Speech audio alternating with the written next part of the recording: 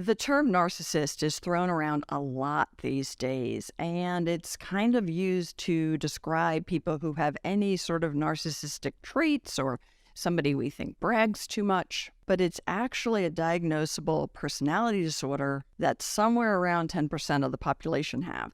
And there's a form called Covert Narcissist, which is very unrecognized. Even professionals sometimes have a hard time spotting a covert narcissist. So I'm going to dive into the traits of a covert narcissist and sort of what to keep an eye out for, because these relationships can be very damaging. And if it is what you're dealing with, if you are dealing with a covert narcissist, it's super important to know that, to understand a little bit the mind of a narcissist so you can figure out the best way to function and move forward without being harmed by the relationship. So, what's a covert narcissist versus a regular narcissist? So what I first want to say is that both fully meet the criteria that's in the DSM-5, which is the diagnostic manual that psychotherapists, psychologists use to diagnose people. So even if somebody is a covert narcissist, they match the criteria. So in general, for somebody to qualify as a narcissist, they lack empathy. They have an overblown sense of entitlement. Usually relationships are pretty superficial. They can take advantage of others for their own personal gain. They might hyper-focus on kind of fantasies of grandeur. And in general, there's a resistance to acknowledge that I'm the problem in any way. So again, these are shared by covert and overt narcissists. The difference is not so much in terms of how they think, but how they manifest. The word covert means hidden or secret. So the covert narcissists tend to present in a more subtle manner, in a more introverted manner. In fact, many covert narcissists actually are introverts. The overt narcissist might come off as like huge braggadocio and loudly and verbally self-absorbed, whereas the covert narcissist might be the same way, but they don't let it show. Women who are narcissists tend to be covert. Percentage-wise, more overt narcissists are male, and males who are narcissists are usually more overt, but they also can be covert, and females can also be overt narcissists, so it's not like it's not 100%. But in general, females will present in a more covert way. And if you do want to learn more about exactly what makes up a narcissist, I do have a video on normal narcissism versus narcissistic personality disorder, and then a few others on how to deal with a narcissist. So we'll link those for you at the end of this video, but let's keep talking about the covert narcissist, because I really do find that this is a super difficult personality to deal with myself. I find this very, very difficult, and I have seen covert narcissists cause a lot of damage. So these are some things to look out for. So number one, the covert narcissist can actually appear both fragile and charming. So they might present as very, very sweet, insecure. They might present as insecure rather than super secure. And your initial impression, if this isn't a family member, right, but you meet them, your initial impression will be, oh, what a nice person, right? They're so nice. And it takes a little bit of time to see what's underneath.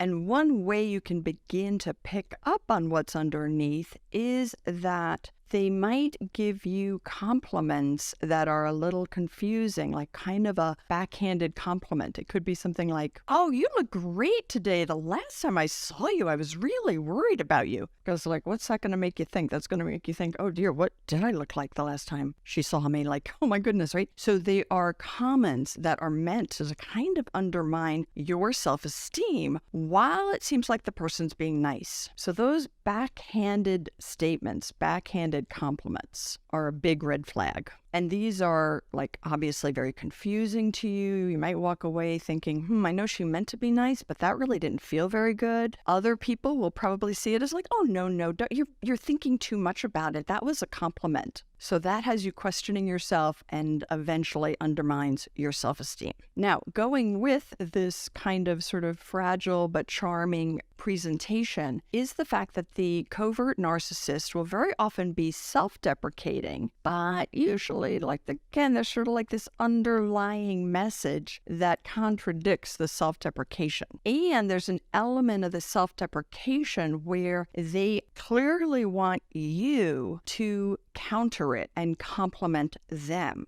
Here's an example for you. You go to somebody's house and it is spotless. In fact, you walk in and you're like, wow, I could never keep a house this clean. And the host says to you, oh, I'm not really much of a housekeeper and I don't really have a great design sense, when it's like completely clear that they focus a lot on design. And if it's not their design sense, they paid somebody to have that design sense. But clearly they're looking for you to say, this is such a beautiful house. You obviously have a wonderful design sense and oh, it's so clean. I could never keep a house this clean, right? So they're really looking for you to reinforce their ego. So the self-deprecation is a form of manipulation. Now, again, when we talk about narcissists, it's difficult because everybody goes into that, am I a narcissist? I do that. But these are pervasive patterns of behavior meant to manipulate the other person to do what you want or what you think you need on a continual basis without regard for them. So they're not really concerned about, oh, am I making this person coming into my home feel welcome, feel comfortable? It's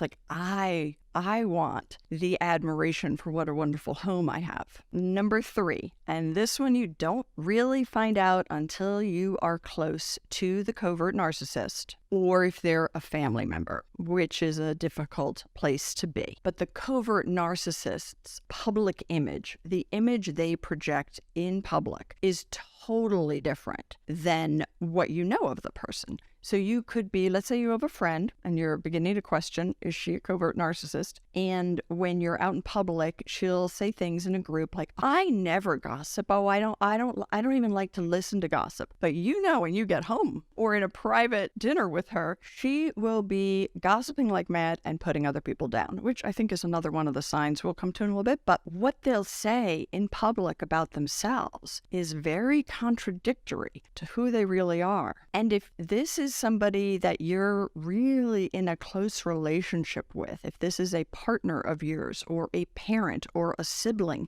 it is very difficult because it's a very isolating place to be. If you are looking to your family members for support of how this person is putting you down, giving you these criticisms that are, sort of mixed up with compliments, but really manipulating you and not being nice, other people don't see it. Other people will downplay what's happening, and you really begin to feel like, am I nuts? Like, what's wrong here? And that's really one of the most damaging things of being in a relationship with a narcissist, is that we begin to question ourselves more and more, and it just eats away at our self-esteem. Sign number 4. They are hyper jealous of other people and envious in a bitter way. Now, I do have a little short on envy, and sometimes envy can be not the worst thing in the world. If we feel a little bit of envy and it's motivational for us to try for something, fine. But if we are envious in a way where it's bitter and it's like, I should have that, they shouldn't. And jealousy is similar. It's like, I want it and I don't want them to have it. I don't want them to have it, right? So that kind of jealousy and bitter envy, the covert narcissist is filled with it. And again, the covert narcissist knows not to share this in public, not to share this at,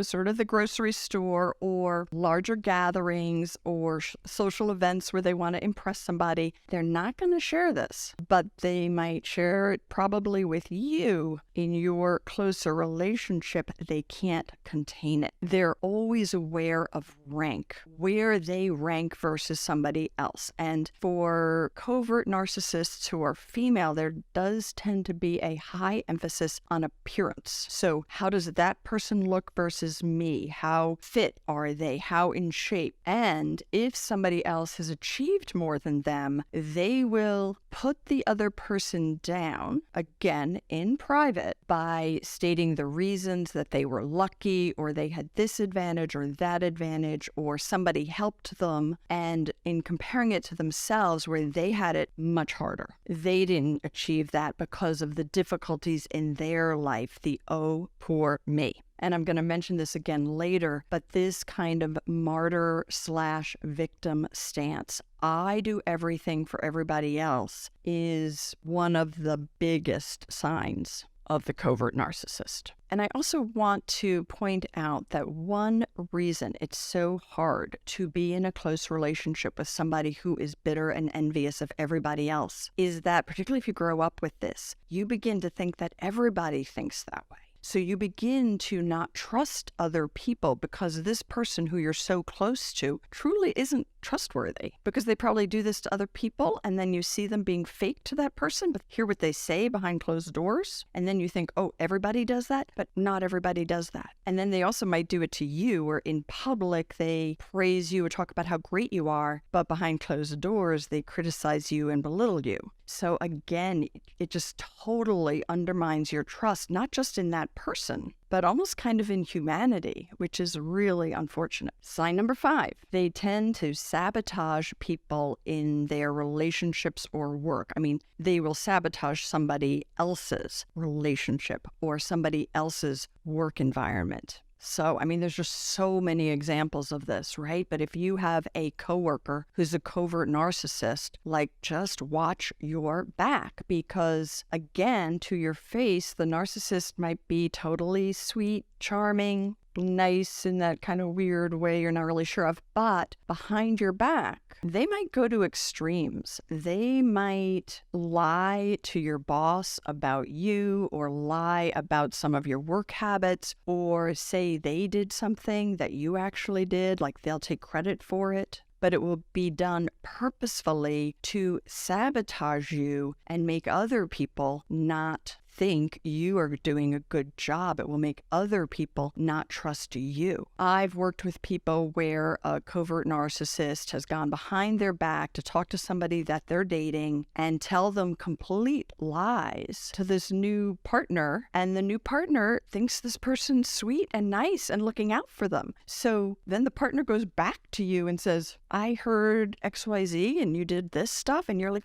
no, I never did that. Well, who are they going to believe? Because of course you're not going to admit that, because nobody would admit it, because it's really bad behavior. So going behind your back and saying things to sabotage you. And if you observe somebody doing that to somebody else, they're not yet doing it to you, red flag, watch out. It could happen to you. Probably will if you stay in the relationship long enough. Sign number 6. This is one of the trickiest in many ways. The covert narcissist looks to other people to take care of them and to do things for them. So they might present as really needy in a way that initially you believe. They have excuses for why things didn't go well, why they can't pay their bills or take care of this or take care of that, why they didn't achieve what they should have achieved in life because they're smarter than everybody else, but they also may not say that to you. They will have all these excuses and all these ways in which they really need your help.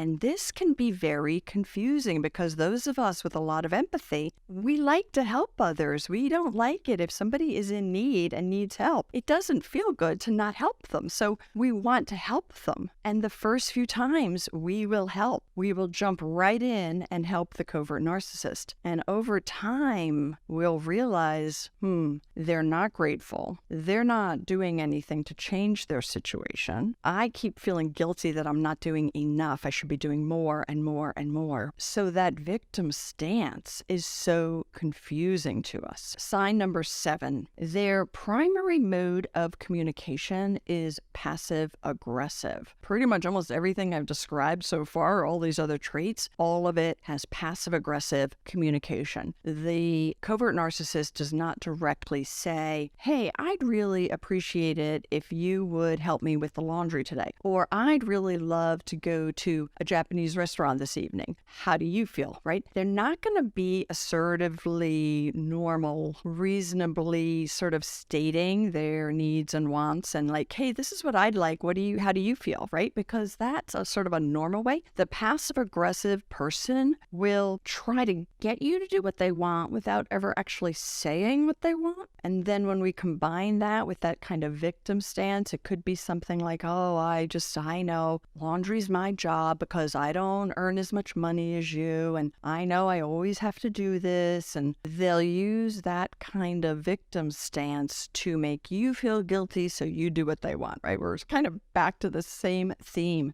but really paying attention to the passive aggressive language. Passive aggressive communication at its very nature is kind of a lie. It's false. It's not saying what the truth is or what the truth of what you feel. It's not owning it, right? And there are plenty of people who can use passive-aggressive language in many situations who are not narcissists, okay? There's kind of like almost everything I've talked about that could, as I said, sometimes you might do some of these things, but it's not a pervasive way of being that is really focused on manipulating somebody else to do what you want without empathy for that person, which brings us to number 8. The covert narcissist fakes empathy, might appear to have enormous empathy. The covert narcissist might say to you, like, oh, I cry at movies all the time, when they actually don't. But they are very skilled at pretending to have empathy. So narcissists in general do not have full empathy. They might have